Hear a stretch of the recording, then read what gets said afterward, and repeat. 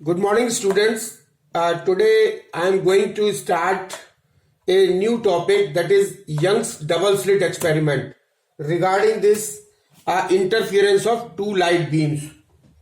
So Young's ने एक double slit experiment किया था किसके बारे में? Interference of two light beams. So first of all we will I would like to recall what is interference of light waves. So when two light waves of the same frequency and having zero or constant phase difference traveling in the same direction superpose each other, the intensity in the region of superposition gets redistributed, becoming maximum at some points and minimum at other points. This phenomena is called interference light. यानी interference of light क्या कहलाता है कि अगर दो light waves हैं, दो light waves जिनकी की फ्रीक्वेंसी जो है वो सेम है और जिनका की फेज जो है वो फेज डिफरेंस जो है वो या तो जीरो है या कांस्टेंट है, और ये दोनों जो रेज हैं वो एक ही डायरेक्शन में प्रोपेगेट कर रही हैं, और ये दोनों वेव्स जब एक ही डायरेक्शन में प्रोपेगेट कर रही हैं और दोनं एक ही डायरेक्शन में प्रोपेगेट होने के कारण अगर ये सुपरपोज एक दूसरे को कर देती हैं तो क्या होता है कि जो ये जो है वो रीडिस्ट्रीब्यूट हो जाती हैं, और क्या होता है कि कुछ पॉइंट पे जो है वो मैक्सिमम बनाती हैं, कुछ पॉइंट पे इसकी कुछ पॉइंट पे तो ये क्या होता है कि इनकी इंटेंसिटी जो है वो रीडिस्ट्रीब्यूट हो जाती है, और कुछ पॉइंट पे इंटेंसिटी जो है वो मैक्सिमम हो जाती है, कुछ पॉइंट पे इंटेंसिटी जो है वो मिनिमम हो जाती है, और this phenomena is known as interference of light. And the figure shows that the interference of two light beams. So suppose as shown in the figure, this S is the source of two monochromatic light. ये जो S है, this is the source of monochromatic light, और ये जो इसकी width होती है it is 1 millimetre wide. And this S1 and S2 two parallel slits हैं, and they are placed in such a way that they are parallel to the slit S, source S. यानी S जो है वो S is the source of monochromatic light, S1 and S2 are two slits and they are parallel to the source S, and the width of the source is 1 mm, and S is 10 centimeter away from S1 and S2. यानी S1 और S2 की जो distance S से होती है it is nearly 10 centimeter, and the distance between S1 and S2 is 2. S1 और S2 के बीच की डिस्टेंस कितनी होती है? 2 मिलीमीटर. और जो width of the slit की जो width है that is 0.3 mm, and this is the screen, and distance of screen from the slits is equal to 2 metre. Screen की जो डिस्टेंस है स्लिट से वो 2 मीटर होती है. तो इसमें क्या होता है कि जब ये सोर्स से लाइट जाती है और ये स्लिट से होके पास जाती है तो स्क्रीन जो रखा रहता है उसमें we receive alternate bright and dark bands. इसमें जो है वो इस स्क्रीन पे alternate bright and dark bands are observe on the screen, and these bright and dark bands are known as interference fringes. So these are the fringes, bright and dark, and this is the superposition of the displacement. This figure shows the superposition of the displacement. This figure shows the fringes, bright and dark fringes on the observed on the screen, and this is the superposition of the wave front. तो ये source S से जब wave front निकलता है और slit से उसके बाद जो है वो ये स्लिट S1 और S2 से होकर जाता है, तो यहां पे आके ये जो है वो वेव फ्रंट्स जो होते हैं S1 और S2 के जो वेव फ्रंट्स हैं ये सुपरपोज हो जाते हैं, और इस सुपरपोजिशन के कारण ही स्क्रीन पे ब्राइट एंड डार्क बैंड्स बनते हैं जिसको हम इंटरफियरेंस फ्रिंजेस कहते हैं. So now as the light wave coming from S1 and S2, देखिए S सोर्स से जब मोनोक्रोमेटिक लाइट निकलती है तो वो किससे होके पास होती है? ये स्लिट S1 और S2 से. So as the light waves coming out from S1 and S2, जब S1 और S2 से जो ये लाइट रेज जा रही हैं, S1 और S2 जब पास होती हैं are derived from the same parent source S, so they are always in the same phase. तो ये जो है वो, क्योंकि इनका जो पेरेंट जो ओरिजिन है वो एक ही सोर्स है, इसलिए they are in the same phase. क्योंकि ये जो यहां से और यहां से जो भी हमारी लाइट रेज निकल रही हैं वो उनका जो पेरेंट ओरिजिन है वो एक सोर्स है, सिंगल सोर्स. तो इसलिए they are in the same phase and they act as a coherent sources as the lines leading to O. और जैसे ही as the lines leading to O, P2 and P2 dash, the crest of one wave falls over the crest of other wave. तो इसमें क्या होता है, P2 and P2 dash, this P2 and P2 dash, ये P2 और P2 dash कब बनता है, जबकि crest of one wave falls over the crest of other wave. देखिए P2 और P2 dash कब बनता है, this is P2, this is P2 dash. तो P2 और P2 dash formed when the crest of one wave falls on the crest of other wave, or the trough of one wave falls over the trough of other wave. तो ये या तो crest के साथ एक wave का crest दूसरे wave के क्रेस्ट से जब के ऊपर फॉल करता है तो ये P2 और P2 डैश बनते हैं, या एक वेव का ट्रफ दूसरे वेव के ट्रफ के ऊपर फॉल करता है तो ये P2 और P2 डैश बनते हैं. The amplitude of two waves gets added up. तो क्या होता है, जब क्रेस्ट और क्रेस्ट एक साथ मिलते हैं तो क्या होता है, the amplitude of the two waves added up and hence the intensity. अच्छा, इंटेंसिटी क्या होती है, I is proportional to a square, यानी I is proportional to क्या होता है, a square. a square यानी a क्या है, एम्पलीट्यूड, I जो है वो इंटेंसिटी है. तो इंटेंसिटी जो है वो एम्पलीट्यूड जब बढ़ता है, जब क्रेस्ट और क्रेस्ट मिलेगा तो एम्पलीट्यूड बढ़ेगा, एम्पलीट्यूड बढ़ने से इंटेंसिटी जो है वो उसकी बढ़ जाती है. Hence the intensity becomes maximum.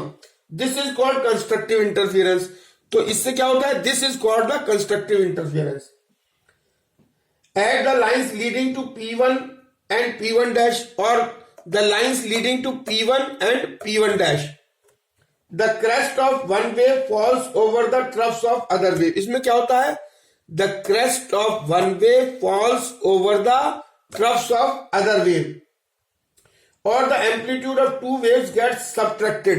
यानी क्या होता है, इस केस में क्या होगा कि the amplitude of two waves gets subtracted and hence the intensity becomes minimum. So this is called the destructive interference.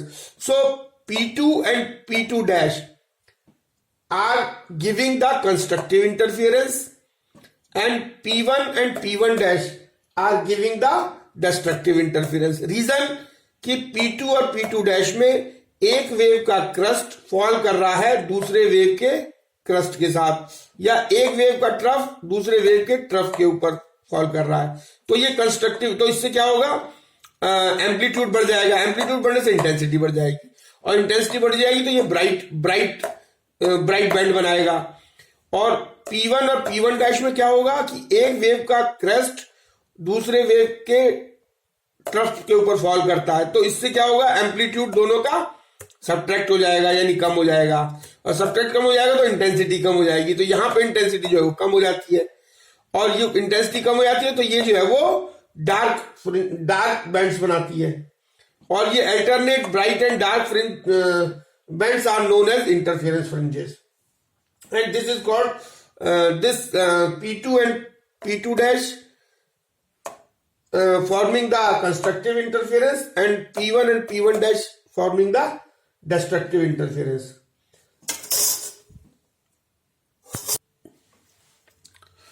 So now the condition for constructive and destructive interference, or expression for intensity at any point in interference pattern. So now suppose the displacement of two waves from two coherent sources. Suppose the displacement of two waves from these two coherent sources S1 and S2 at the point P on the screen. अगर इस screen पर कोई point P है और S1 source से और S2 source जो coherent sources हैं और टू लाइट वेव्स आ रही हैं, उनका displacement at any time t will be given by y1 is equal to a1 sin omega t. This is equation 1. And y2 is equal to a2 sin omega t plus phi. This is equation 2. So this y1, this is the displacement of the light wave from the source S1 at the point P at any time t, and y2 is the displacement of the light wave from the source S2 at any point P on the screen at time t, where A1 and A2 are the amplitude of two waves. A1 is the amplitude of wave coming from S1, A2 is the amplitude of wave coming from S2, and phi is the constant phase difference. तो A1 क्या है? A1 और A2 ये क्या है? Amplitude. A1 और A2 है amplitude, और फाई जो है वो कांस्टेंट फेज डिफरेंस है between constant phase difference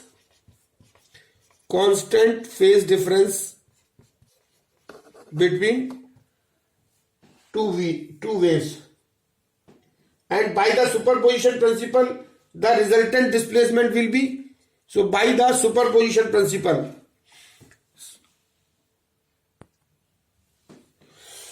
now by superposition principle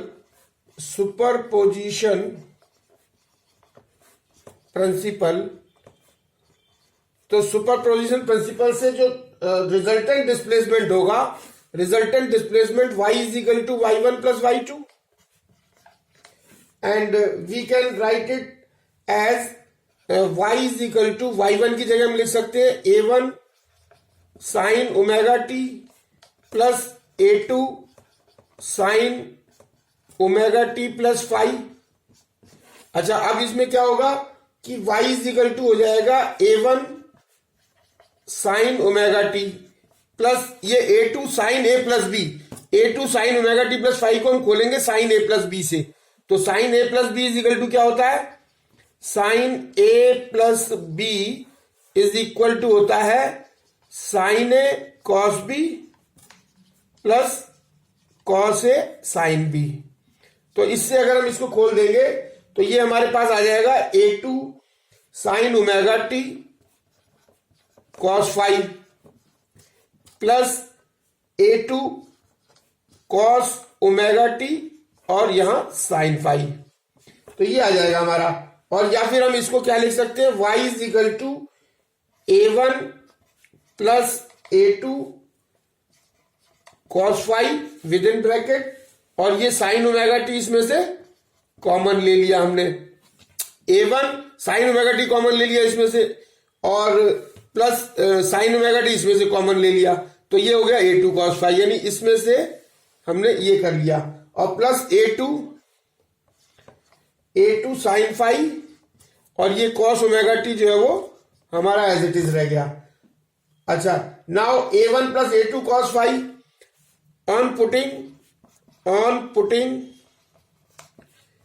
a1 plus a2 cos five is equal to a cos theta. इसको अगर हम कर दें, इसको अगर हम a कॉस थीटा कर दें, और a2 साइन फाइव को अगर हम ये कर ले a sine theta,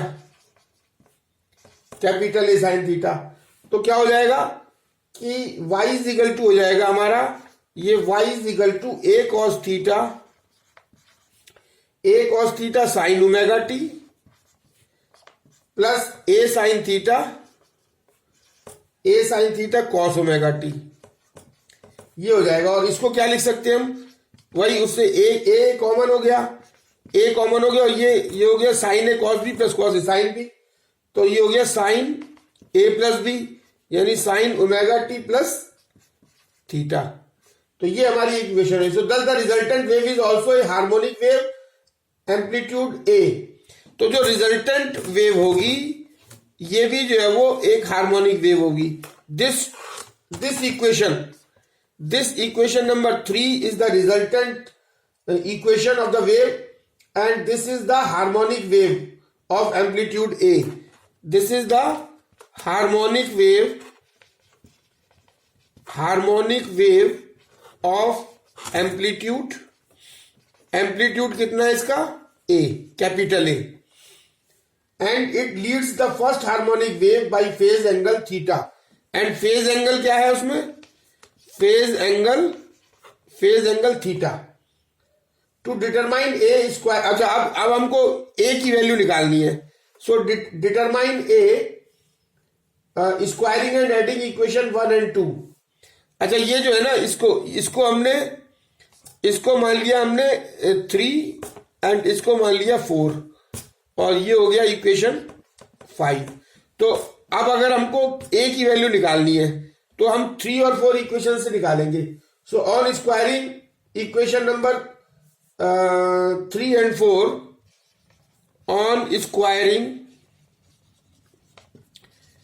equation number 3 and 4, यानी 3 और 4 को जो है वो हम स्क्वायर करेंगे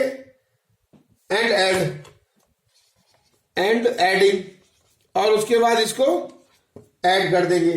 तो हमारे पास क्या आ जाएगा?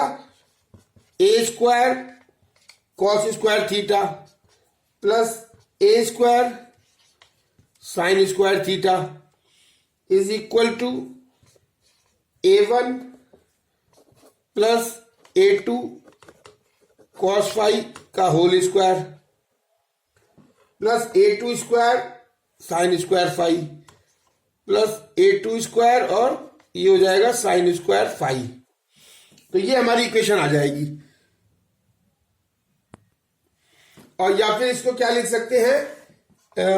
A square is equal to A1 square plus A2 square and within bracket cos square phi plus sine square phi and plus 2A1 A2. अगर हम इसको खोल लेते हैं 2A1 A2 कॉस फाई, इसको हमने A प्लस बी के whole square से खोल दिया. तो अब हमारे पास क्या आ गया? Cos square phi plus sine square phi is equal to 1.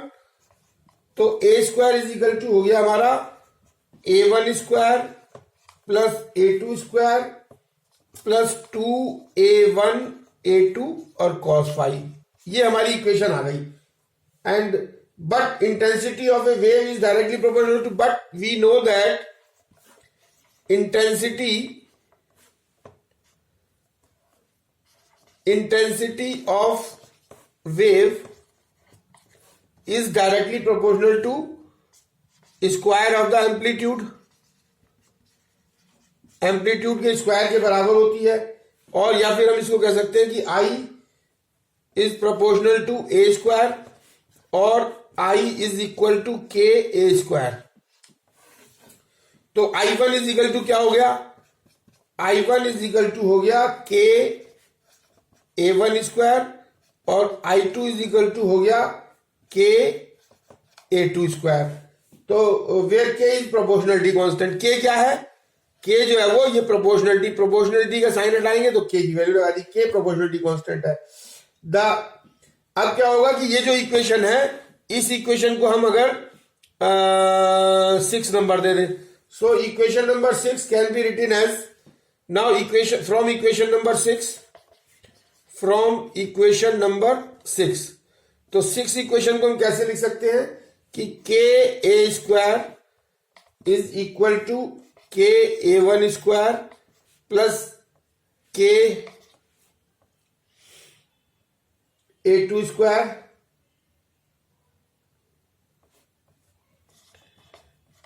Square plus 2 under root के A1 अंडर रूट के A2 कॉस फाई. तो ये हम लिख सकते हैं इसको इक्वेशन नंबर 3 को.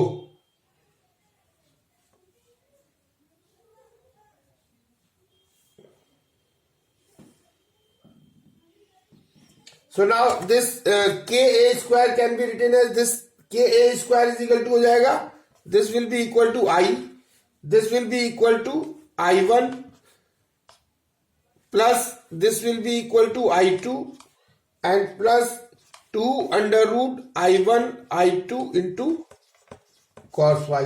So this is the equation, gives the total intensity at a point. This equation gives the total intensity at a point. This is equation number 7. This I is the total intensity at a point where the phase difference is phi. जहां पे phase difference क्या है, phi क्या है, phase difference phi है. This gives the total intensity at a point. Here I1 and I2 are the intensities which the two individual sources produces on their own. और I1 जो है वो intensity of I1 is the intensity of source S1 and I2 is the intensity of source S2. Phi is the phase difference. The total intensity also contains a third term. Total intensity also contains a third term, that is 2 under root I1 I2 cos phi is called interference term. So this term 2 under root I1 I2 cos phi is known as interference term. Now constructive interference and destructive interference.